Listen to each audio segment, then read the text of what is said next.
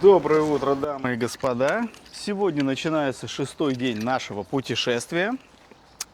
Не знаю, куда мы сегодня едем, но куда-то ближе на юго-восток. Единственное, могу сказать точно, что в 30 километрах отсюда находится Панагио-Самуэла монастырь, о котором я уже миллион раз, наверное, сказал. Я даже не помню, сколько раз это было записано.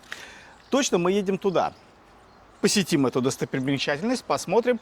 А вот далее пока не знаю. Это будет сюрприз. Ну, наверное, в первую очередь и для нас. И да, хочу сказать, мы путешествуем налегке. У нас, собственно, кофр, забито подседельное пространство, и вот здесь сумка. А вот там вот человек, такое ощущение, что в кругосветное путешествие ринулся. Вот, ну ладно, тем не менее. Сейчас у нас завтрак, сейчас у нас сколько времени? Без 15:08. Завтрак в 8. Жалко, что он в 8 завтрак, а не в 7, потому что Панагио-Самуэла в 8 открывается. Мы бы так позавтракали, в 7:30 бы стартанули бы и уже были бы на месте. Но в чужой монастырь со своим уставом ни-ни, так что сейчас кушаем и чешем в горы. Это пока что самый лучший отель на нашем пути. И не самый, кстати, дорогой. Были отели дороже и значительно хуже. Просто вот моментально засыпаешь и высыпаешься. Все новое. Тут, в принципе, здание свежеотстроенное. Так, там жизнь идет обычная. Семитовым продают. Не хочешь? Если честно, да. Представляешь себе, мы сегодня какой 6-й день в Турции, да мы что? еще не ели семитов. Да ты что? А я думаю, скучаю. что же мне как-то не имется. Я ж семитов не ел. Так, вот Татьяна мучает сомнения. Это вот какой-то чехол на телевизоре зеркальный? Да. Или это такие телевизоры начали делать? Ну, мы действительно дикие. У нас телевизора, наверное, с 19-го. Мы вот как вот начали свою кочевную жизнь с 19-го года. Так Цыганскую. Цыганскую, да. Так у нас телевизора ни разу не было. А тут заходим, и вот такая вот зеркало.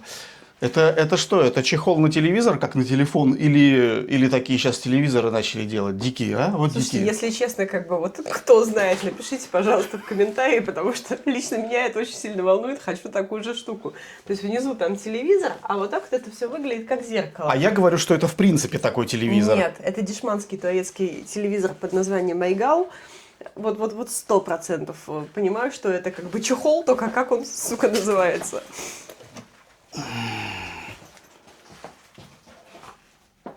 Дикие люди, да?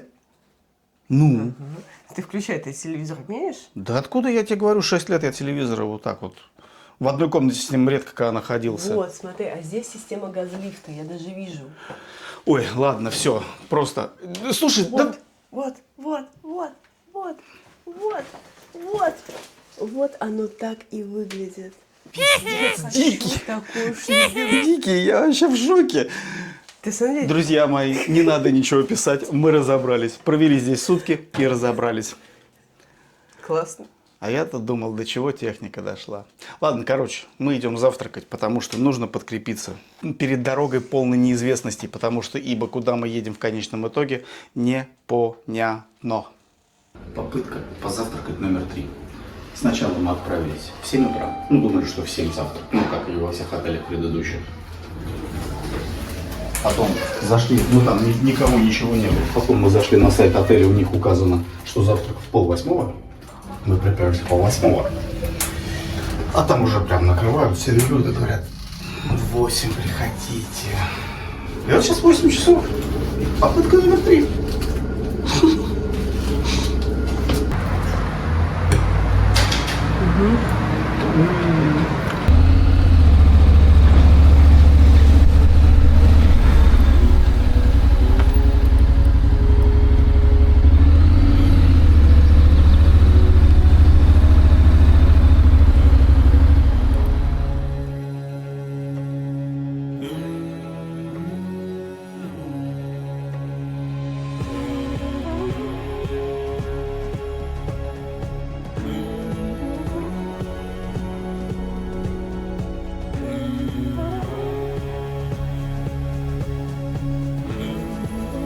Немного проехавшись по шоссе, мы свернули на живописнейшую дорогу, которая вела к подножью монастыря Панагия Сумела.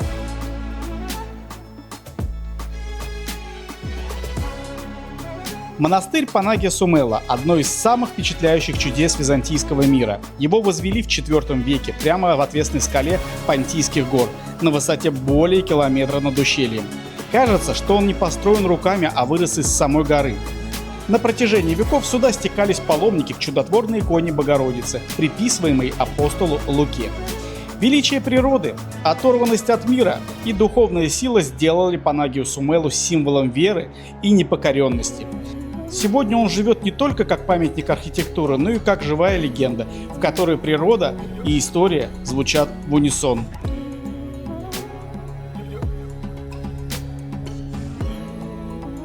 Приехали мы на вот такую вот парковку. Нас заставили парковаться здесь. Дальше нельзя. Дальше говорят только на автобусе. Вон там вот билеты. 70 лир туда-обратно. 4 километра. 3 минуты полностью заполнился автобус. И вот мы едем 4 километра наверх. То есть можно их пройти пешком, можно за достаточно скромный прайс проехать на комфортабельном автобусе. Как скромный, почти за 2 евро на человека. Полтора. Туда и обратно. А, да. 8 километров. Да. Мне Скромно. Trabzon simitleri sıcak sıcak. О, Трабзон симит, сиджак. Горячий. Слушайте, что хочу сказать. Дорога сюда такая красивая и такая крутая. Прям вот, если уж утрированно, то градусов 90 подъем. И этот отважный маршрутчик хреначил, как свойственно жителям горных регионов. В общем-то, люди в салоне маршрутки притихли, когда он поднажал так нормально. Сейчас мы Я покажем. даже боюсь представить, что будет, когда он обратно под горочку понесется. Я теперь на самом деле понимаю. Мы как-то с Денисом приехали сюда зимой и... Сюда? Сюда, в Трабзон. В Трабзон, но не Трабзон, сюда, и не мы в хотели Панагию. попасть в Панагию Сумелу, и мы ходили, прям каждому таксисту подходили, говорили: брат, отвези нас. Он: не, типа, приезжай весной, сейчас не повезу. Причем мы предлагали хорошие деньги, но нас действительно все отказывались везти. И я понимаю, что зимой эта дорога, это, конечно, капздец. А сейчас я вам покажу, в какую красоту мы приехали. Это что-то непередаваемое. Сейчас все увидите.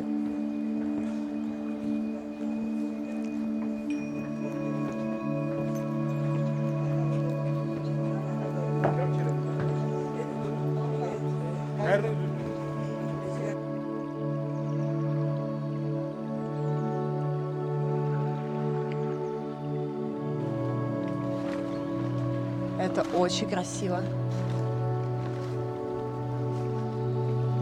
Ну-ка, пойдем далее. Опять ступеньки. Наши любимые ступеньки, а? Ходить полезно.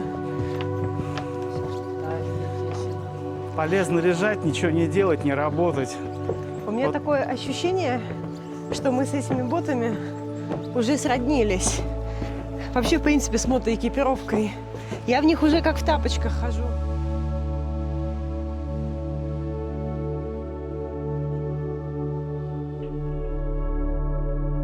Мы опять поленились переодевать кроссовки, но вроде пока не страдаем.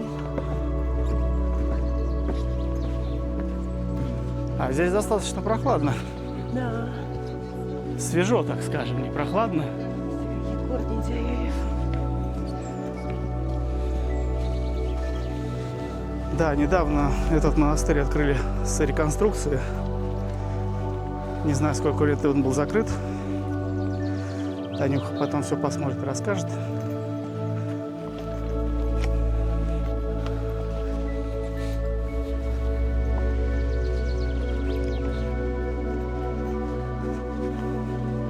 Нет, виды, конечно, сказочные.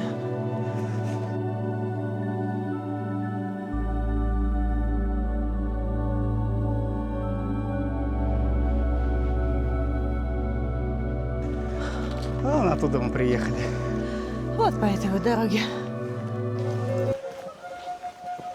О, музыка.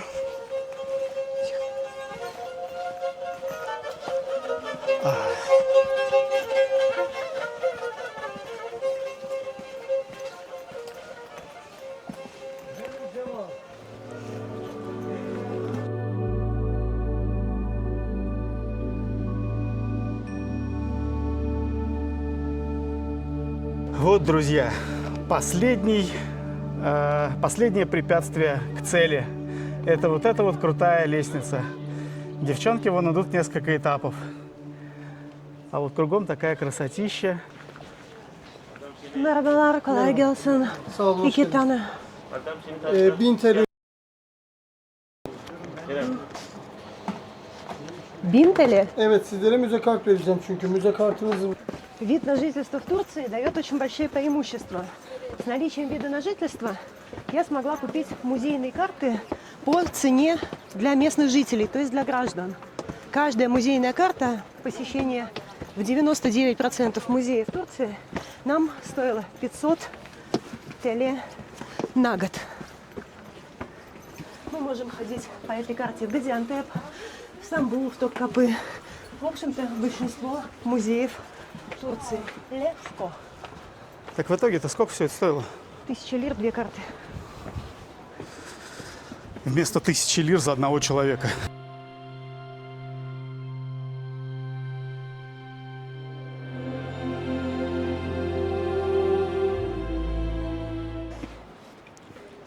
Ой-ой-ой-ой-ой.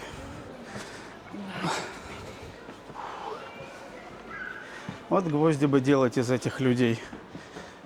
По таким ступенькам-то, да без перил, а? Ну ладно-то, вверх просто тяжело. Вниз-то не тяжело, но стрёмно. Братан, ты лучше держись за что-нибудь. А то придется воспользоваться медицинской страховкой, которую мы в поездку себе выписали.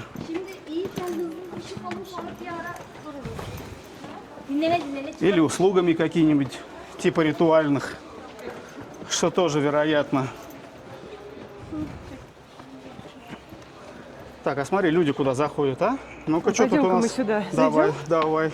Промежуточно. Келья. О.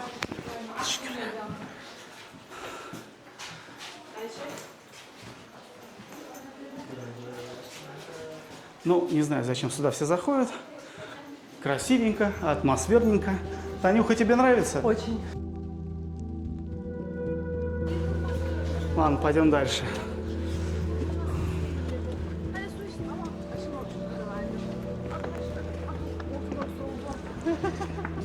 Девчонки нашли место, где поговорить. Встали, всю лестницу заняли. Молодцы. Так, Бразе. Бразе, come here. Come here. Тут вот еще есть. Тут здесь еще что-то. Это была библиотека, между прочим. Так, Мы сейчас с прекрасно. тобой посетили Students room. библиотеку, а это, да, комната для обучения. С телеком. Хорошо студенты жили.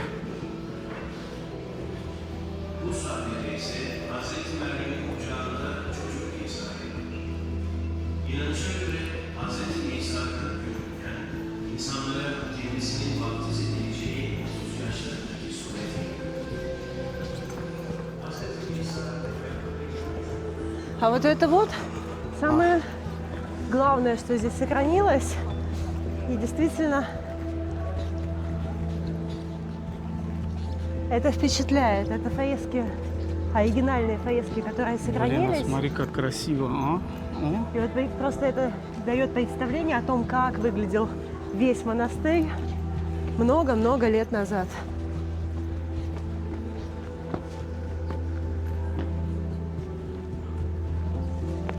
Да вы что? 5 лет я сюда хотел попасть. С ума сойти.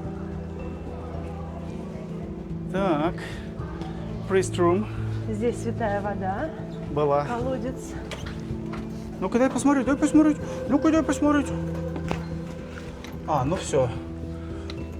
Да, деньжищ туда накидали. Турецких лир, которые быстро обесцениваются. Priest room – это комната священника. Да, комната священника. А я так понял, что здесь еще и камины, вот это все. Да. Ага. Так, ну там А реконструкция там внутри- продолжается. Либо просто это поставили, чтобы не рухнуло. Бразы. А как они там все оказались вот с той стороны? А, все, вижу, вижу. Гириш. Гириш, да, я же не вижу, что тут написано. Я же старенький и без очков. Дайнинг холл, трапезная, Емекхане. емекхане. Комната для еды. А что ее не отреставрировали? Где напольное покрытие? Трапезная. На, трапезная, что-то не навернулось. Келья. Cellar, Да, это подвал. Какая келья? Келлера это по-турецки подвал. А, Слышь, что? Ты что, языками не владеешь, дубинушка? Тюрчечокас.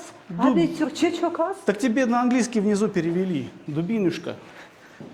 Так. Я уже немножко перестраивалась и действительно читаю как-то английский.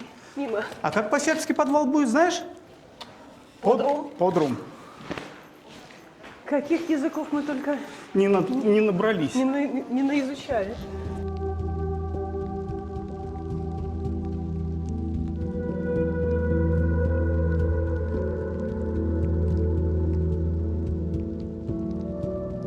О, Вау. это основная часовня в скале Main Rock Chapel. Да. Вот это вот уже Да Все что вы восстановленные. говорите, а?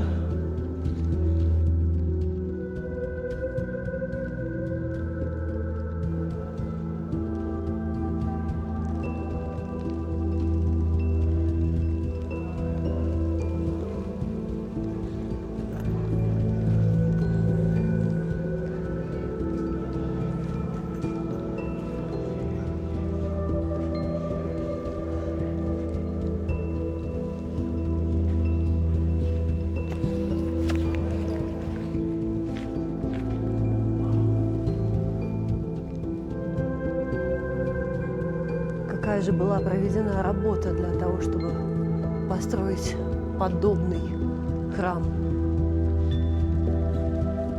Да еще высоко-высоко в горах.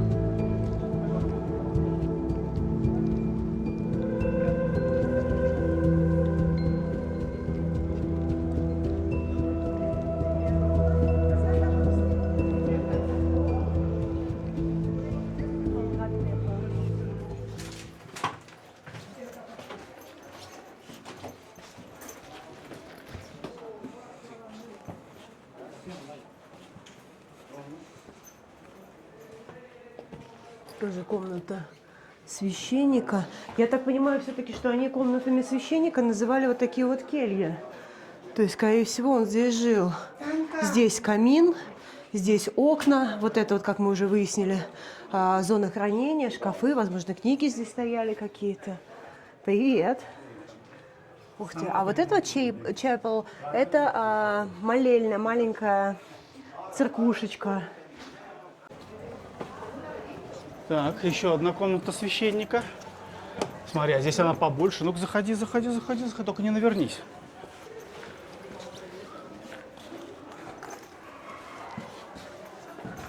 А это прям побольше комната священника.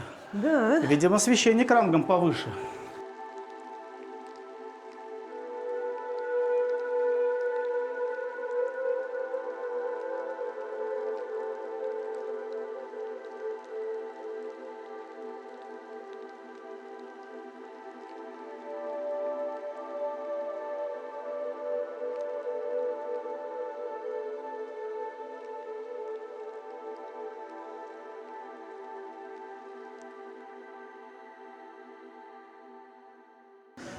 В основном при рекламе вот этого монастыря, вот этого туристического объекта наследия всего, что только можно, в основном фигурируют фотографии лицевой части вот этих построек.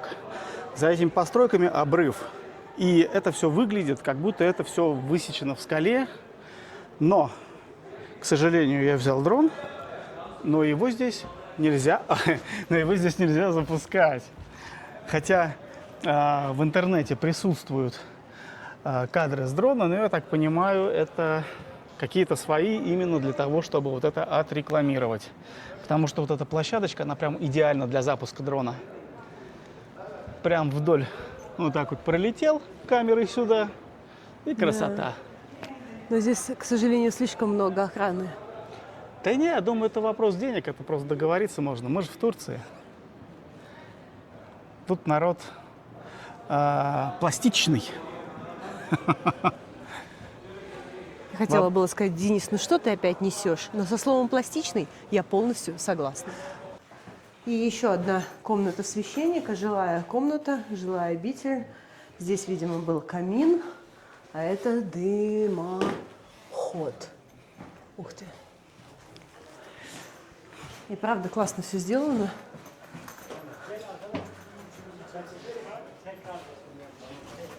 И я тут недавно по изучению маршрута узнала, что основная икона Панагии Сумелы, а именно Девы Марии, она была вывезена в Гаецию и находится в монастыре Метеор.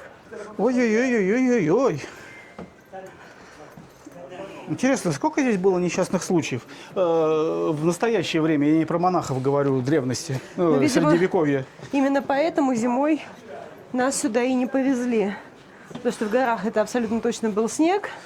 И абсолютно точно монастырь был закрыт, как в общем-то, туристический объект. Да, у таксистов не хватало английского, у нас не хватало турецкого. Ну, то есть я слышала кар, да, но я не понимала, ну снег, и что? Теперь я понимаю. Господи, сколько здесь ступенек. И это еще не все.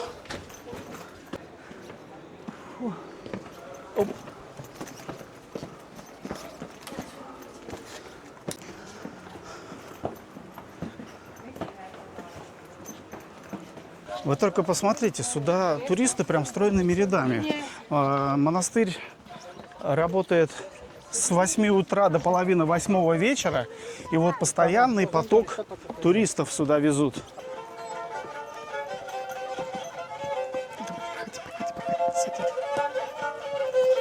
Oynattım yamaca dağıldı parça parça.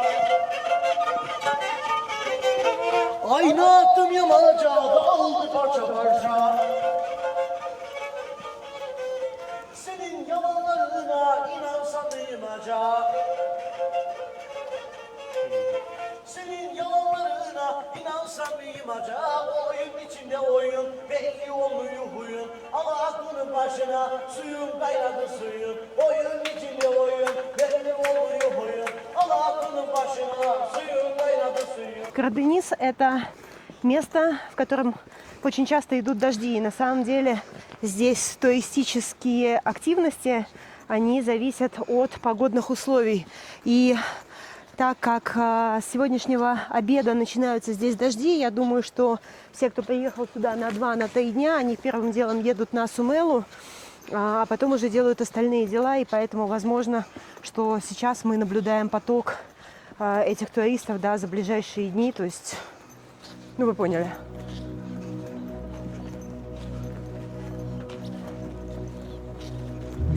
А вот отсюда, я знаю точно, должен открываться вид на Панагию Сумелу, на весь монастырь. Единственное место, где его можно увидеть целиком во всей красе.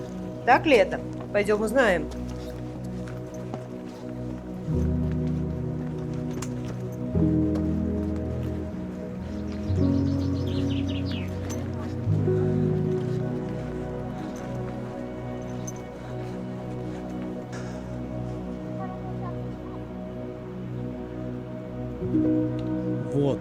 Вот этот вот вид.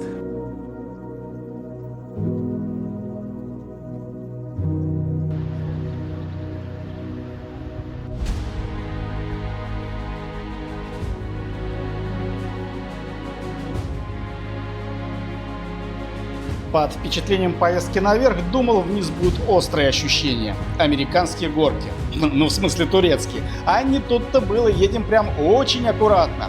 сожалению, камера до конца не передает градус этой дороги, но в смысле угол.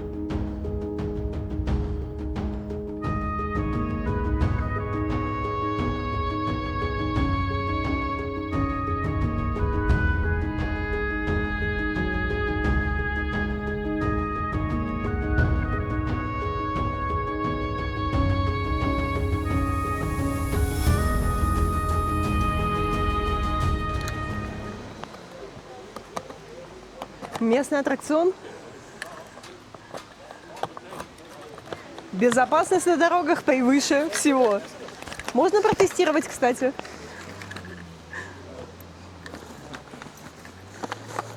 Ну что, дамы и господа, гештальт закрыт, надо двигаться дальше. Мы до конца не знали, куда мы поедем дальше, но единственное у нас направление – это юго-запад Турции, город Мардин. Но так как до него достаточно много ехать, мы решили просто найти какой-либо населенный пункт в пределах 400 километров. И по карте таким пунктом оказался, как называется? Город Бингёль. Бингёль. Не знаем, что это за город, но название весьма многообещающее, так как в переводе с турецкого Бингёль – это 1000 озер. Бин – 1000, Гёль – озеро. И мы решили, поедем до него, переночуем там, а после этого там в пределах 200 километров будет Мардин, куда мы держим путь. Поехали, друзья!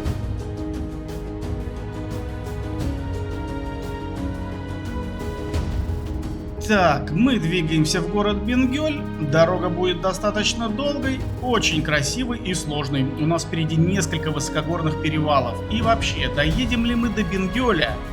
Но об этом уже в следующей серии. Если досмотрели до этого момента, пожалуйста, не забудьте поставить нам лайк, написать приободряющий комментарий. Это помогает алгоритму YouTube продвигать наши видео, а также мотивирует нас на съемки новых. Всем спасибо, всех обняли.